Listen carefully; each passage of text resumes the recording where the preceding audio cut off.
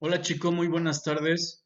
Espero se encuentren muy bien y pues nuevamente motivándolos para que descarguen los materiales que les doy. Nadie me ha comentado que los han descargado y sobre todo pues que hagan una breve lectura, un breve repaso para que ustedes se susciten, se manifiesten respecto a lo que sucede en su realidad y tengan una mejor operación política, una operación reflexiva. Y pues esto está inclinado totalmente a una praxis reflexiva y sobre todo que nos incumbe a todos transformar este mundo. Son estas clases, para que ustedes se determinen, influyan en los demás y por qué no ustedes mismos construyan mentes, ¿no? Que no estén en ese espacio anonadado, simplemente sentados y caminar al olvido de la política, de la mercadotecnia y pues sobre todo de sus mismas necesidades que se las realiza un sistema inadecuado, ¿no? Entonces los invito nuevamente, los motivo a que resurjan en esta realidad, ¿no? Y tengan esa simpatía con la gente, júntense con gente intelectual para que florezcan dentro de esa misma situación. Bien, el tema es la política del Renacimiento y de la modernidad. Esto lo encuentran en la página 102. Bueno, aquí pues se trata de que ustedes alcancen y entiendan el poder que se ejercía en esa época, ¿no? Hay una pregunta detonadora en la página 102. ¿Qué papel desempeña la filosofía para identificar los objetivos del poder? Ustedes bien saben que pues, la democracia está basada en este ejercicio del pueblo, ¿no?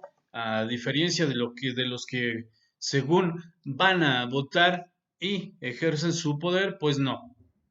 Ahí hay una situación mal acomodada, mal ejercida por el poder.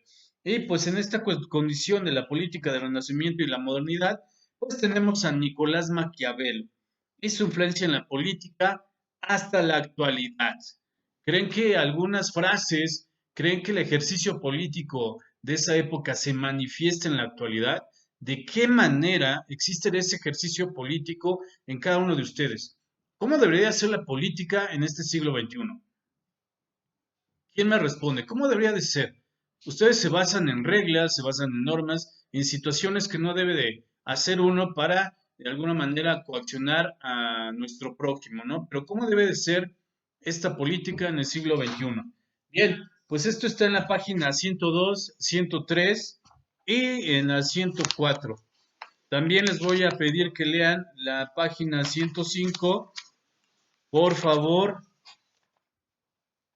Nicolás Maquiavelo y su influencia en la política hasta la actualidad. Relean, por favor, eso va a ser parte de la actividad. Bueno, y a sus poco más de 500 años de haberse escrito El Príncipe, pues es uno de los libros más leídos de la cultura occidental y seguramente si suscribimos el universo de la ciencia política moderna, pues no cabrá duda de que debe ser el más leído después de este largo transcurso de 5 siglos.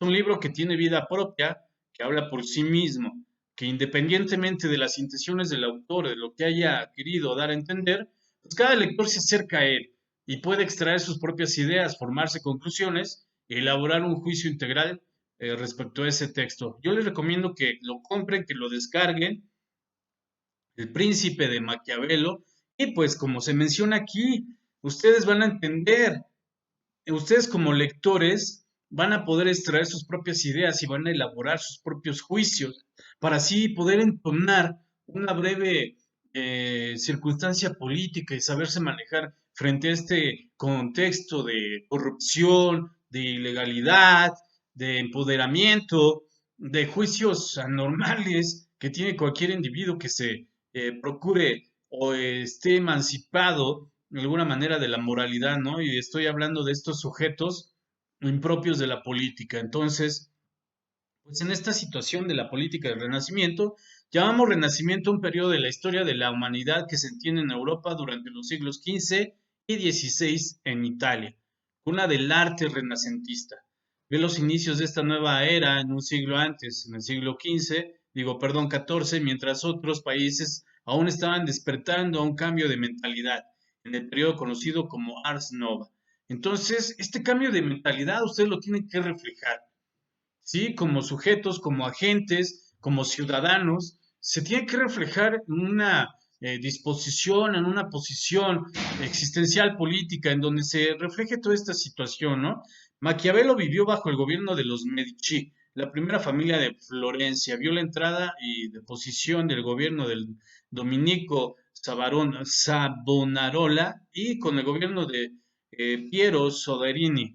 Maquiavelo ocupó el cargo de secretario de la Segunda Cancillería, un cargo diplomático que desempeñó durante 14 años, desde 1498 hasta 1512, momento en el que los Medici retoman con la ayuda del ejército español el poder en la ciudad, exilian a Piero y destierran a Maquiavelo.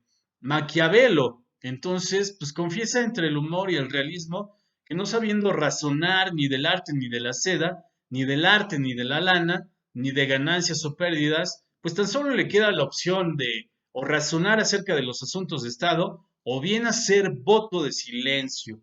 Ahí se queda. Ustedes como ciudadanos estamos frente a una realidad tergiversada, una realidad que no refleja nuestro propio sentir.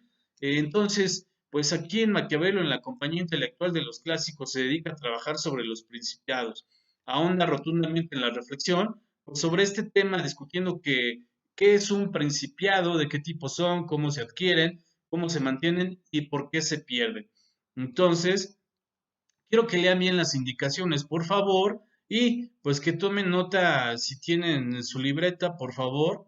Maquiavelo creía que la división provocaba todas las contrapartidas de su unión territorial sin ninguna de sus posibles ventajas. Su análisis era certero, la opresión de las tiranías, junto con el hecho de encontrarse sin defensas y expuestos a las invasiones extranjeras. ¿Ustedes qué opinan? ¿Creen que estemos en una tiranía? ¿Qué tipo de gobierno sería el mejor para México en este caso? ¿Qué tipo de ciudadanos ustedes quieren que ejerza el poder? ¿Cómo sería el ciudadano?